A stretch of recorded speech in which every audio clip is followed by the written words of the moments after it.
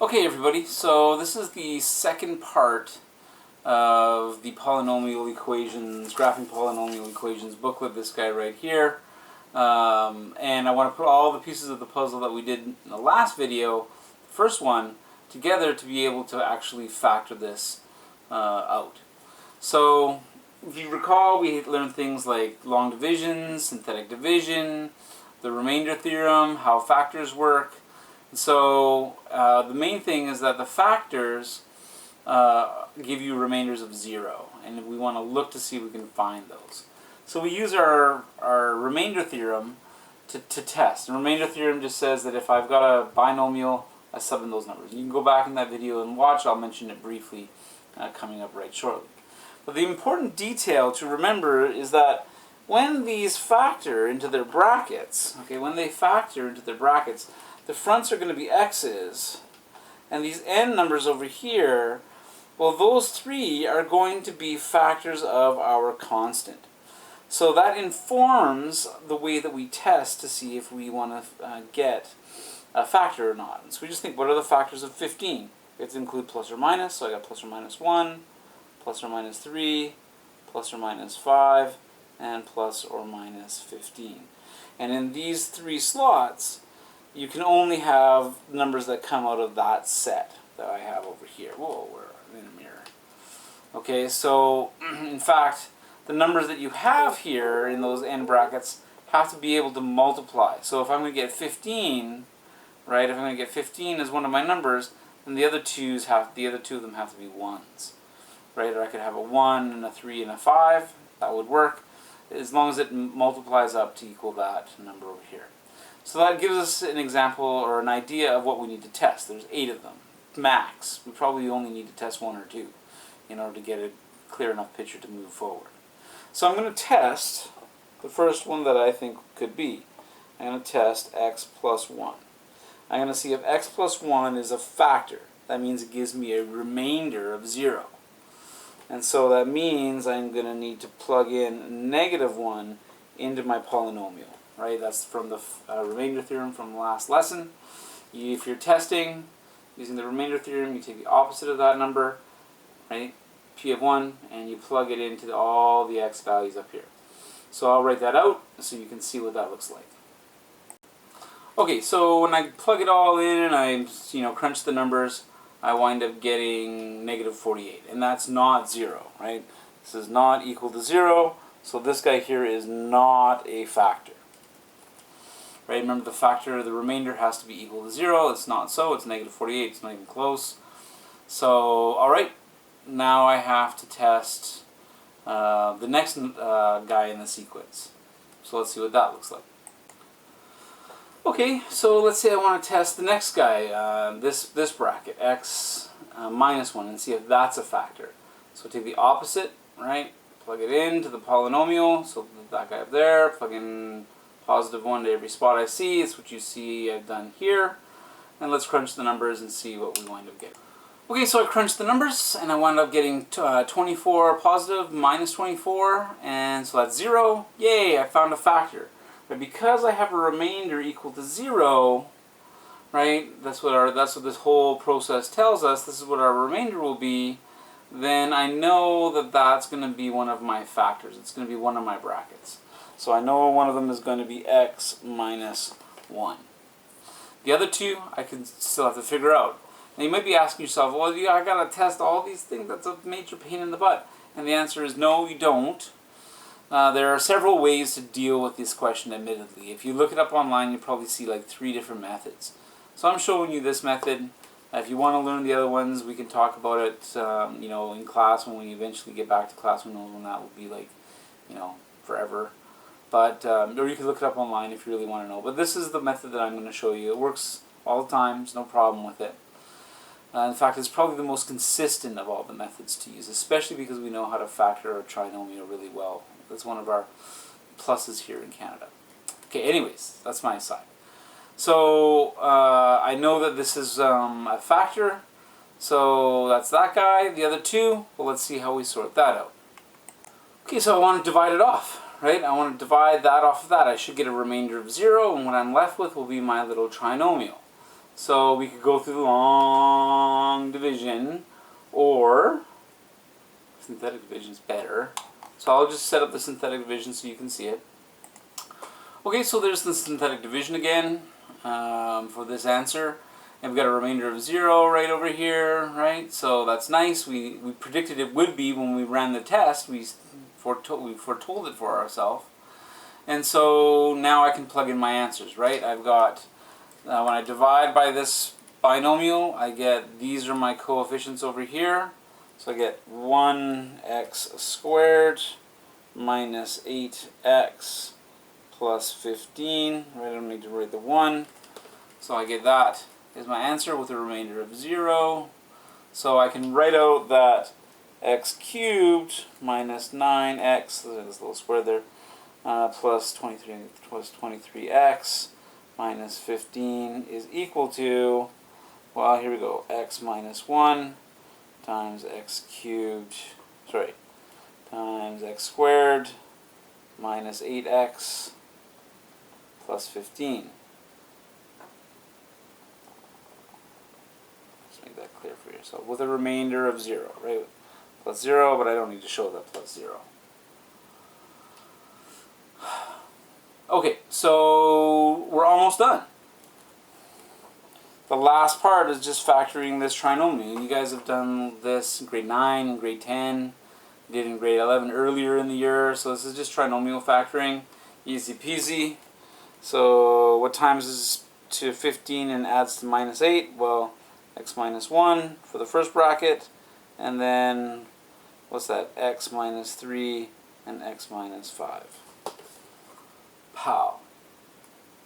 Okay, and that informs my next two brackets, right? I'm going to have x minus 3 up here, and x minus 5 with a remainder of 0, right? Plus 0. So up here. And that's my factor form, and I could graph that, right? I mean, I can find my x-intercepts, I can find my y-intercepts, yada, yada, yada. Okay, so I want to just look at one more, just as a quick example, quick run-through, as another thing to check out. There's a little curveball with it. It's not too crazy, but I want you to see how that plays out with that next one. So we'll take one from the very top. Okay, so you might look at this one and go, oh yeah, this is easy. What times is it to 20 and adds to 21? Yeah, 4 and 5. That's not good. Is it 10 and 2? That's 12. What the heck, Mr. Gerard? Dang on you. No, be careful. This here is an x cubed. Oh, our standard trinomial needs an x squared. It's an x cubed. So really what this looks like is x cubed plus 0 x squared minus 21x plus 20. Right? And we don't show 0 terms generally. So you might see that in your work, and you, oh yeah, okay, this is a little hidden term in there that I got to make sure that I remember. Okay, so when we go through this job, you have to think about the factors of your constant. So what are the ways you can multiply to get 20? All right, that's let's see here. That's plus or minus 1. Plus or minus 2, plus or minus 4, and plus or minus 5, and plus or minus 10. Oh my gosh, 2, 4, 6, 8, 10. There's 10 possible numbers for my brackets. Oh, that's a lot to test. Well, again, we don't have to test them all. You can just test to find one, and then you divide it off. So let's go through that. See how this plays out, okay? Okay, so when I test p of negative 1, right, so I'm testing to see if I can find if x plus 1 is a factor, take the opposite, right, so plus 1 over here, plug in minus 1, plug it into all the x values, bada bing, bada boom. Okay, I got the 0, you don't have to calculate it because 0 times anything is 0, so it's nice, that's easy. And I get this, and I get 40 as my remainder, that's not 0, so that means that this guy over here is not a factor. I gotta test again. Yeah, I do. So I gotta test, alright, x minus 1. Alright, and so I sub in p of plus 1. Right? the opposite of the number, we test that, and we see what we get. So I'm left with 1 cubed plus 0 times minus 1 squared, right? I don't need to show that really. Minus 21 times 1 plus 20. So that's 1, 0, minus 21 plus 20. Well, there's negative 21, there's positive 21, so this is equal to 0. Yay, we found our first factor. Whew. We could have been testing a long time, actually. We could have had up to 4 different tests. 4 different tests before we actually found something. So we're pretty lucky we got it on the second one. And now it's a matter of dividing it off. Let's have a look. Alright, so this is what I would like to do. I could do it long style, but let's do the synthetic. Remember, I need that 0 there, right? Because it's actually part of it. And if I don't include it, it's going to mess up my long division. It's going to mess up my synthetic division too. So I need to throw that in there, even though it's not in the original. It should be like right in there. But no, we have to make sure we include it when we do that. Let's have a look at the synthetic. Alright, there's our synthetic numbers, right, so that tells us what our top is going to be. It'll be 1x squared plus 1x minus 20. That's nice. Okay, so my original polynomial, p of x right here, I got the x minus 1, that's that, right? That's from all that testing we did. And then from synthetic division, we have that up there, which is just this there, and we have a remainder of 0, so plus 0, but I don't need to show that, of course. And so this last guy down here, that factors. Nice and easy. What times is to 20 and minus is to 1? 5 and 4, folks. Let's have a look. Alright, nice and easy, right? There we go. The last part was factoring a trinomial, and that's like grade 9 work started. So there's our factored format. Now a couple things to notice, right?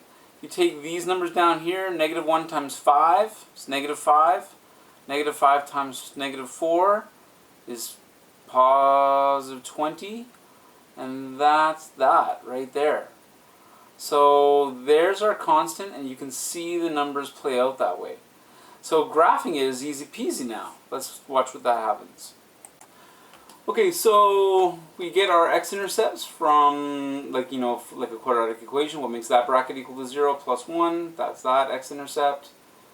So negative 5 and positive 4. Right, those are those guys right there. And so, and my y-intercept, that's what happens when you let x equals 0, so I just stick in zeros. So that's just going to be negative 1 times 5 times negative 4, that's what that is. And that equals 20. And bada bing, bada boom, this constant down here, this 20, is the same as that one. So one of the nice things about it, there's very few nice things about it, but one of the nice things about doing this kind of equation is that when it's not factored, is there's the y-intercept already for you. Its constant is the y-intercept. You don't have to work on that. You just, there it is. Okay, so let's graph it out.